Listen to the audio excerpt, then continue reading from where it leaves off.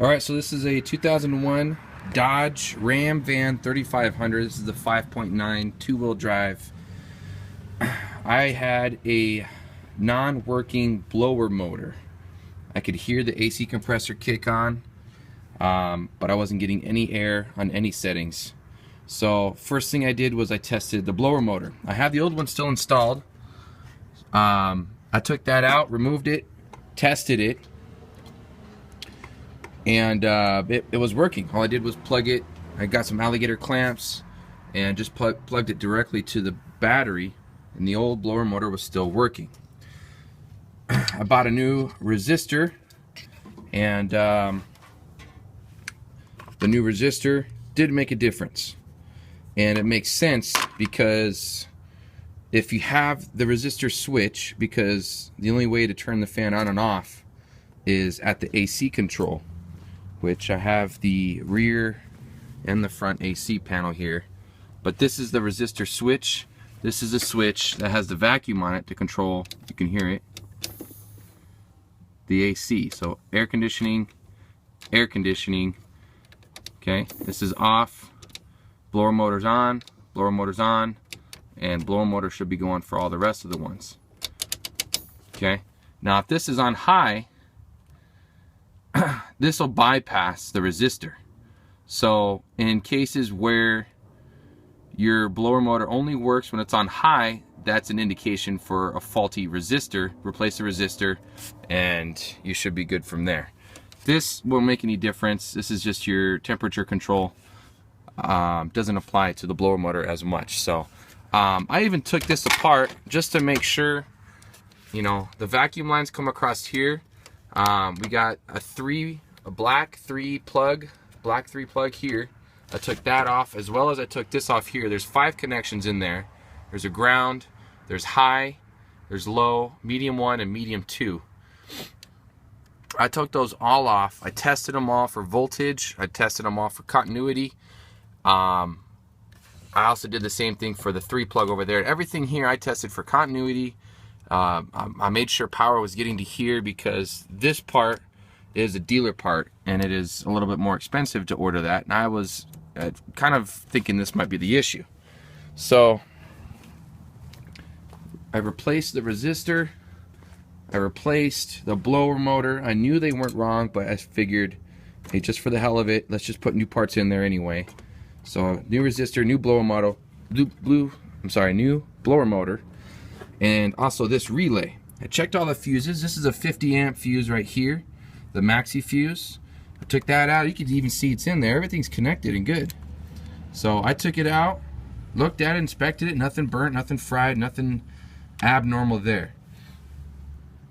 This is the relay. So I bought a new relay. This is the old one back on there, but I had bought a new relay. I tested each connection. There's 4 connections here. Tested each connection. Came over here. I have a couple grounds in the wiring. So I have the resistor wiring. It's also hooked up to the AC here. This goes back, and in this branch right here branches off the plug for your motor. So my currently my blower motor is not plugged in, but I figured I'd start tracing these lines. So I have green with the white stripe here. I have green with the white stripe here. These are both power out. So these 3 cables go to the resistor switch. This is the direct cable when you have it on high. This cable, if I test continuity between this green and or this green to the relay, I have continuity. So green was covered. I'm still not getting power to my blower, so I'm starting to follow this blue. Where's this blue go? So I checked all the grounds, checked everything. Blue goes back. I cut open these branches here. I was careful, didn't mess anything up. Followed it here, it goes back, okay. Looked up in here, goes into here, goes into the firewall. Came into the firewall. It comes actually into this plug It's kind of hard to see, but blue wire is right there, right in front of my finger. So I took this off, this plug, the male and female side, tested continuity, good. And still following the blue wire. So now I'm following the blue wire here, and it goes up and it goes behind the steering column. Kind of lost it. Looking through the manual, I found out it actually comes all the way up to this ignition switch.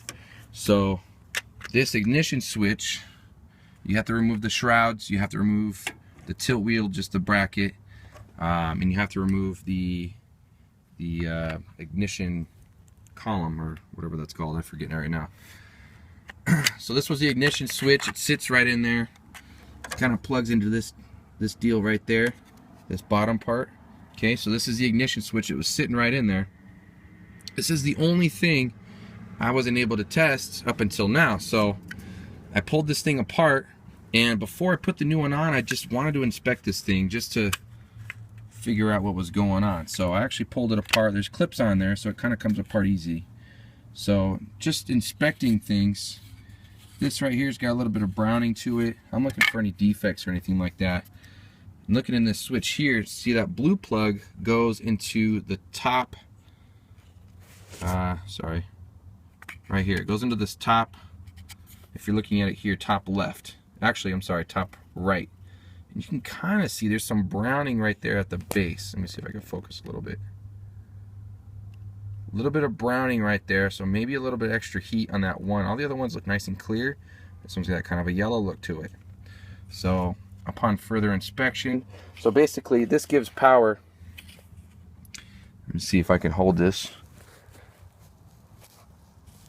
This gives power when the key turns on. Let me take this out all the way.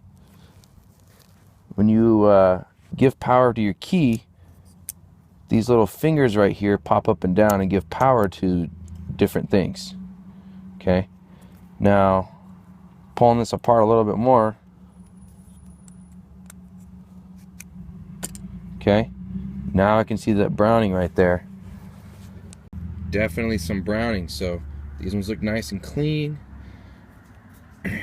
And there's the issue. Look at that blackening right there.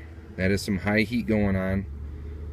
That the coppers change colors. You can see here in the plastic. So I took it apart even one more level. Still just kind of easy to take apart. This part looks all good, nothing really standing out here. And further in here, just between these three, this one looks a little bit darker. This is still the plug right here up on that corner. So when I turn it over, it's just a little spring. These little fingers that glide on the plastic when you turn the key. Let's see here if I can find this. Okay, these things turn. Oh, see, now I think I went too far. I did. But anyways, this is the problem. This is why at first my AC or my vents would work. Sometimes they wouldn't work. They were just kind of, if they were in a good attitude, they would work for me, and then eventually one day they just went out. And this is the issue right here. This is the ignition switch. I went and bought a new one, and I'll just be plugging that in. Everything here looks okay. I'm just gonna go and make sure I got good contacts all in there. Just kind of scrub everything up. I do have a little bit of browning here, but I don't think anything's really melted in there. So I'm gonna give it a shot and see what happens. All right, I put the ignition switch back in. I've already tested it from this point, so I went and put everything back on. But put the new switch, plugged everything back in, attached the tilt lever, had to put the key part back in. So just to show you that we're all good to go now. So I'm in the just to power, just to give power. Now over here, give AC. I want to turn it all the way on, and we have air. You can't really see that, but there's air there. Works very well. You can even hear it versus before. It wouldn't come on at all. You would hear the vacuum turn on for the AC there, but so we're good. I'll put back together, solve the issue, and good to go.